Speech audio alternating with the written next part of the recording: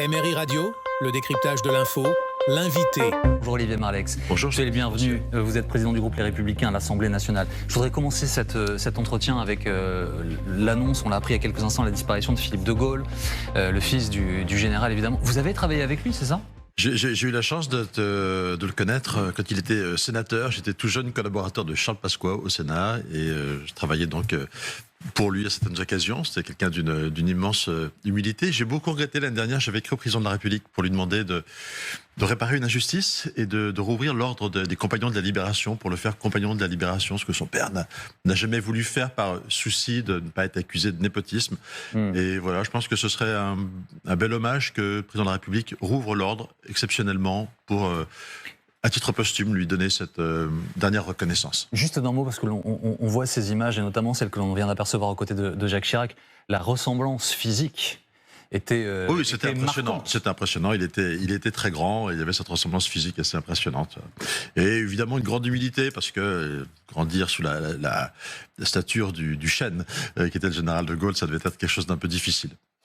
Monsieur Marleix, hier avait un moment important à l'Assemblée nationale. Vous avez été amené à échanger puis voter sur l'accord bilatéral entre la France et l'Ukraine. Alors il y a un aspect matériel, notamment d'échange de munitions. L'accord porte sur 10 ans, mais il y a aussi la visée de l'entrée de l'Union européenne, enfin de l'Ukraine dans l'Union européenne et dans l'OTAN. Bon, je regarde le détail des votes de votre groupe. 49 de vos parlementaires ont voté pour et 11 se sont abstenus. Pourquoi ? Je pense que ceux qui se sont abstenus l'ont fait parce qu'il y a une part de manipulation dans ce vote de la part du président de la République. Je veux rappeler que cet accord, c'est pas un traité international, c'est un accord dans lequel une trentaine de pays vont signer le même accord pour manifester leur soutien à l'Ukraine. Mais c'est pas un traité, donc ça n'appelle pas de ratification. Si le président de la République a voulu le soumettre à l'Assemblée nationale, qu'il y ait un vote autour d'une déclaration du gouvernement, pas autour de l'accord, c'était vraiment dans un but d'utiliser un peu cette crise à des fins de politique intérieure. C'est ce qu'ont sanctionné ceux qui, chez moi, se sont abstenus. Au bout du bout, pour les autres dont je suis, le sujet, c'est qu'il y a un agresseur qui est la Russie. C'est la première fois depuis la Seconde Guerre mondiale qu'un pays viole des frontières internationales. Oui, mais pardon, mais est-ce que l'abstention de vos parlementaires, ça ne participe pas de la confusion ? Parce qu'en fait, beaucoup ont dit, et surtout dans la majorité, il faut être honnête, que ce serait un moment de clarification. Ceux qui se sont abstenus, il y a vos élus, et puis il y a le Rassemblement national. Oui. Je pense que le côté manipulation, il y en a qui ont voté contre aussi d'ailleurs, il faut le dire, les communistes et la France insoumise. Je pense que la dimension manipulation, de la part du président de la République, qui a voulu instrumentaliser cette crise internationale et chercher un vote à l'Assemblée nationale, on peut pas. Donc ils sont tombés dans un piège. On peut pas ne pas la voir. Non, ils ont voulu protester contre. Je pense que ça se fait pas tellement en politique d'utiliser une crise internationale pour essayer d'en faire un objet de campagne électorale. C'est pas tout à fait digne, je pense, d'un chef de l'État. Et puis il y a d'autres messages qu'on a voulu aussi passer évidemment à cette occasion. C'est qu'on ne croit pas à l'entrée de l'Ukraine dans l'Union européenne. Oui, il y a un ancrage de l'Ukraine dans l'Union européenne qu'il faut réaffirmer, mais évidemment pas de. Pourquoi, pour des raisons économiques ? Pas d'adhésion. Bien sûr, ça déséquilibre trop l'Europe. Le président de la République, M. Macron lui-même, a dit aux chefs de parti, quand il les a reçus il y a 5 ou 6 jours, qu'il n'y croyait pas, qu'il ne le souhaitait pas. L'adhésion à l'OTAN, c'est pas plus crédible non plus. Et puis on a voulu aussi dire qu'il y a un vrai sujet avec nos agriculteurs.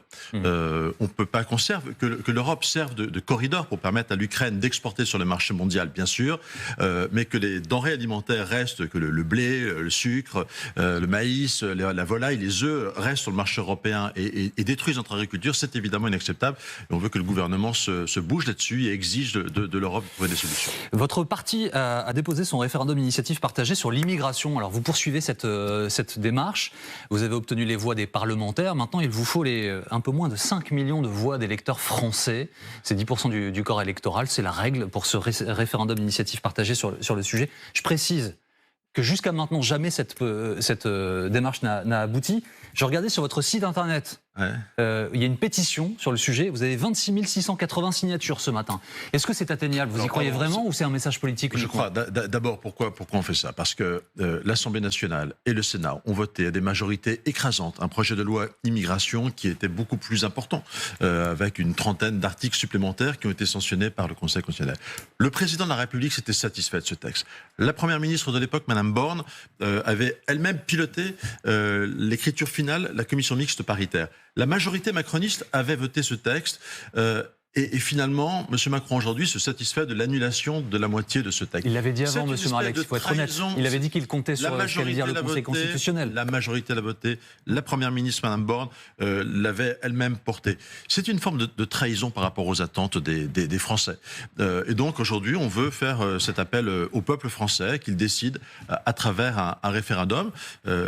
C'est une procédure nouvelle, c'est la révision constitutionnelle de 2008 qui a permis ce référendum d'initiative partagée. Il faut des parlementaires et ensuite des signatures. Et quand on a des signatures, la procédure est enclenchée. Est-ce que c'est vraiment, est-ce que vous pensez vraiment que c'est un sujet qui va mobiliser 5 millions de Français? Vous le pensez vraiment? Oui, vous savez, il y a eu un précédent, c'était contre la privatisation d'ADP.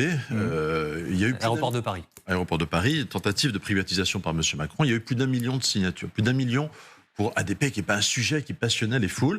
Je pense que sur la question de la maîtrise de notre immigration, de dire qu'il faut au moins, puisque c'est le cœur des questions qu'on pose, qu'il faut au moins 5 ans de résidence en France pour bénéficier de droits sociaux, oui, je pense que ça touche tous les Français. Que des Français qui n'arrivent pas à se soigner voient des étrangers en situation irrégulière, bénéficier de l'AME et avoir droit à une meilleure couverture santé qu'eux, c'est absolument inacceptable. Pourquoi meilleur qu'eux?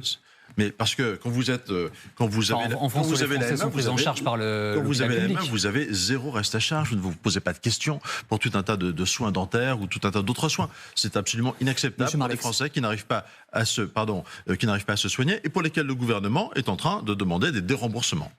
Monsieur Marleix, l'aide à mourir va débuter son chemin législatif. Il y aura d'abord le Conseil d'État, puis ensuite le Parlement, etc.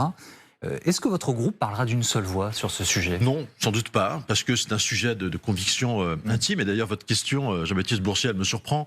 Elle montre que...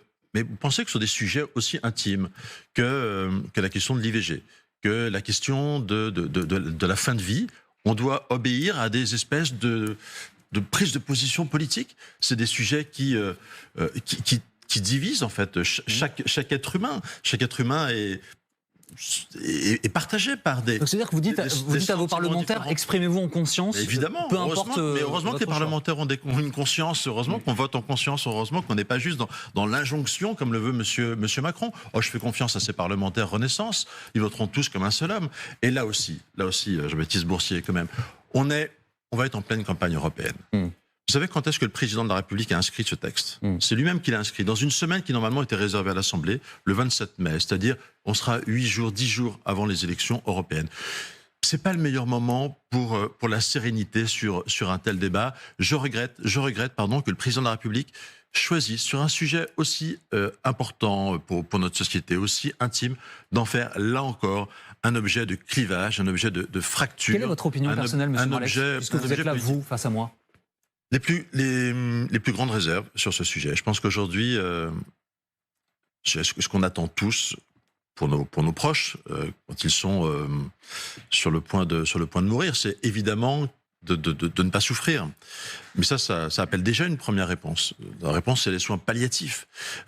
Ces équipes qui aujourd'hui font ce travail formidable d'accompagner les gens jusqu'au bout. Et le drame, c'est que ça fait 10 ans, 15 ans dans notre pays qu'on dit qu'on n'est pas à la hauteur sur les soins palliatifs. Il y a 80% des Français qui ne peuvent pas y avoir accès. Et juste à côté de chez moi, vous aviez un magnifique service de soins palliatifs. J'y suis allé souvent rencontrer des amis, des proches en fin de vie. Ce service, il est en train de fermer. Il est en train de fermer. Donc vous dites pas nécessairement un nouveau texte, mais plus de moyens. Mais bien sûr, la réponse c'est déjà l'accompagnement. Et puis après, s'il faut modifier le droit, il peut y avoir un débat. Je suis pas sûr une fois encore que ce soit avant une élection européenne. Justement, poser cet enjeu. Un tout dernier mot, s'il vous plaît, monsieur Marleix. Est-ce que cette élection européenne, c'est une question presque de vie ou de mort pour votre parti? Est-ce qu'un revers important, ça signerait la fin de la... Pas du tout. Moi, je pense que c'est plutôt la fin du macronisme qui se joue aujourd'hui, avec des sondages qui donnent à peine 17% au camp présidentiel, qui visiblement est en panique, à tel point que M. Macron nous ressort les vieilles ficelles de 2019, de la précédente élection européenne, en faisant monter le Front National. M. Macron aura été, après François Mitterrand, le principal bienfaiteur du Rassemblement national, en parlant de lui matin, midi et soir. Pourquoi? Parce qu'il veut absolument cliver privé. Il espère que la montée du Rassemblement national créera une bipolarisation, un réflexe de survie du camp de la raison autour de la liste Renaissance. Nous sommes ceux qui refusons depuis 7 ans cette fracturation, cette division du pays entre un pseudo-camp de la raison autoproclamé autour de M. Macron et le camp de la colère, quitte à ce que les colères soient nourries par M. Macron. Merci beaucoup Olivier Marleix Merci. d'être avec nous ce matin en direct sur LCI. Merci d'avoir regardé cette vidéo ou d'avoir écouté ce podcast. Abonnez-vous.